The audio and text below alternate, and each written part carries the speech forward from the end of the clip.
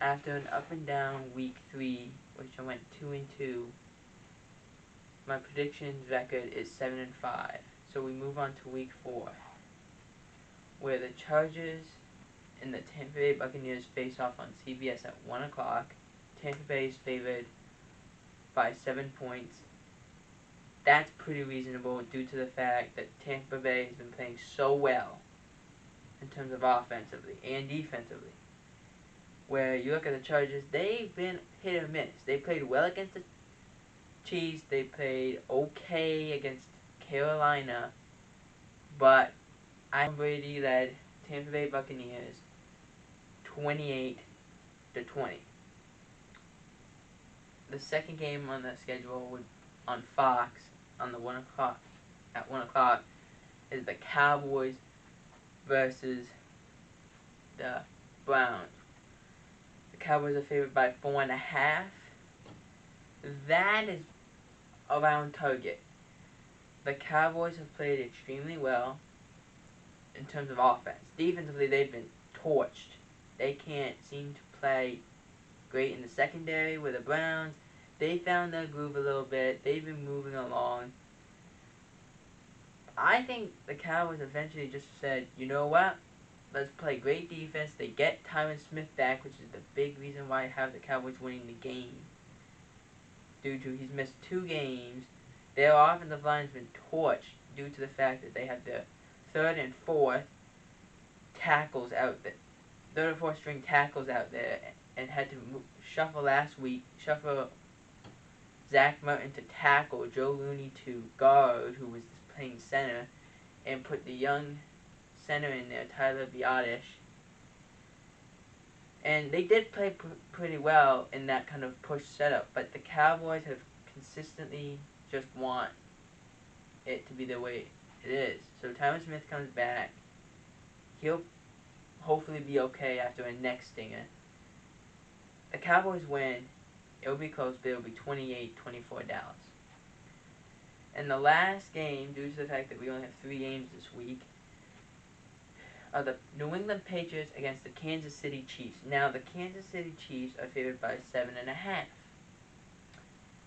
That, I don't think it's that high.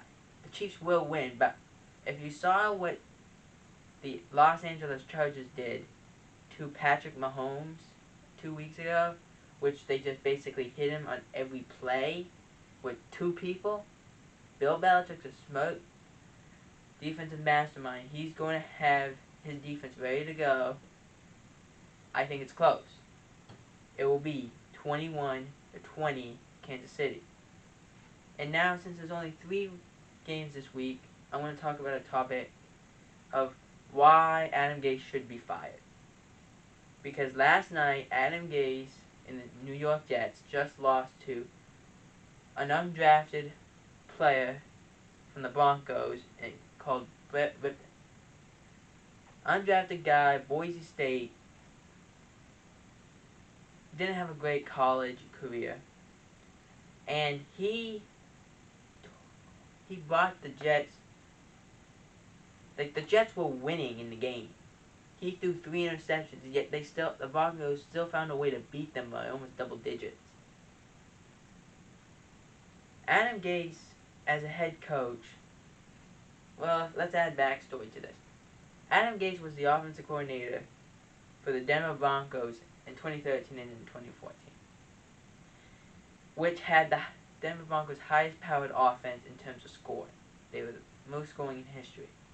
He then goes to Chicago, which Chicago had the 21st ranked offense, and when he was there in the 2014-2015 year, they stayed the same in their offense. But he somehow got enough to become the head coach of the Miami Dolphins, which his first year he made the playoffs.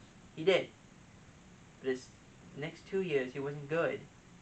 And Ryan Tannehill struggled, Devontae Parker struggled, so he gets fired. Then he goes to the Jets, becomes the New York Jets head coach.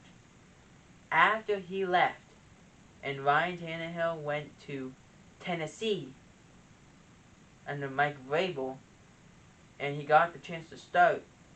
In the playoffs, he had the best completion percentage. Devontae Parker got over 1,000 yards, best season of his career. And now, in Adam Gase's second year, he trades away one of the biggest pieces for the New York Jets and Jamal Adams, who did everything to get out of this. Said that Adam Gase was a terrible coach, terrible leader, the players didn't respect him, the media didn't respect him. He tried to get out for months, and then finally he got his ticket. He got sent to Seattle, which he said he's extremely happy to be in Seattle because they actually know how to coach their players. The players are very well coached. They play very aggressive. But Adam Gase consistently finds ways to lose because he's not willing to put the best players out there. He has Le'Veon Bell. Le'Veon Bell, this is a true story, in a drill, in an Oklahoma drill. Le'Veon Bell was in this Oklahoma drill and he got taken out.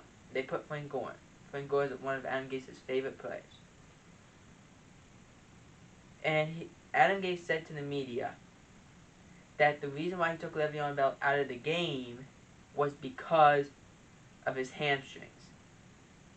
Adam Gase said something along the lines of his hamstrings are really bothering him. In a tweet later that day, Le'Veon Bell says, "No, my hamstrings are fine.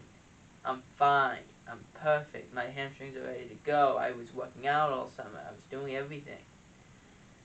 And then 3 games in, he gets put on IR for supposed hamstring issues, which Le'Veon Bell tweets out again. "My hamstrings are fine. I'm good." They don't, and it came pretty noticeable early on when Adam Gase became the head coach.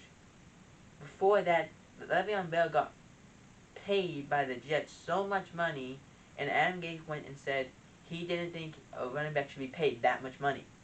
It's gotten to the point that the Jets are forced to deal with Adam Gase and how he continues to find ways to make Sam Darnold regress, to make Le'Veon Bell look worse than he is.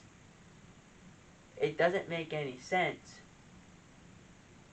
Now, last week, the players, there was fans calling for Adam Gase to be fired. They did a peaceful protest where they said Adam Gase should be fired, in which the chairman of the Jets went and said, "No, he's a brilliant mind. He's a smart coach. He's a great quarterback whisperer. He understands Sam Darnold. We're going to win with him." Which then, it became just an uproar. And then last night, they get killed by an undrafted player, which they will actually, the Jets were winning the game at one point. And then the undrafted player, Brett Rippon, just ended up torching them and almost beat them by double digits.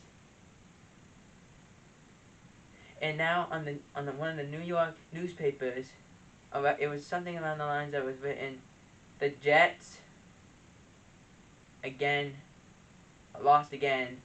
Gase closed." It's gotten to the point where even newspapers are making puns out of his name. That this team is terrible. It won't get better until Adam Gase is gone, which makes a lot of sense because he didn't deserve a head coaching job. Some coaches are just better as coordinators. You go ask, for instance, Dan Quinn, who's been under fire. He's been on a hot seat for the last 2 years. Kept his head coaching job, and now just against the Cowboys and against Chicago, just where they were winning the game by quite a bit, ended up losing somehow.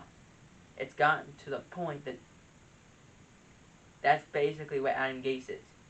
There was a 3rd and 31. They were against the 49ers this past week. It was a 3rd and 31, and they had a young quarterback named Nick Mullins. Because everyone got injured on the 49ers, pretty much 5 or 6 people got injured when they were against the Giants because they said the field was terrible, the field was tacky. The NFL checked it out. They said the field was fine. They had independent contractors go check it out. They said it was fine. They went and they played. It was a 3rd and 31.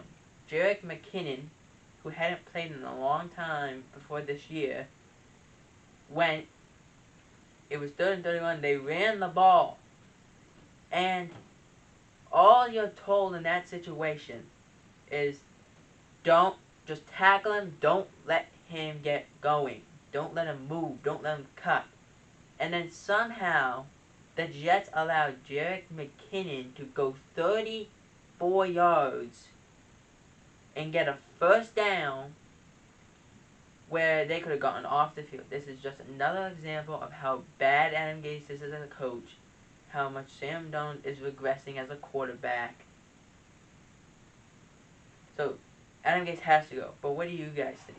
Should Adam Gase be fired as the New York Jets head coach, or should he remain as the New York Jets coach? You decide.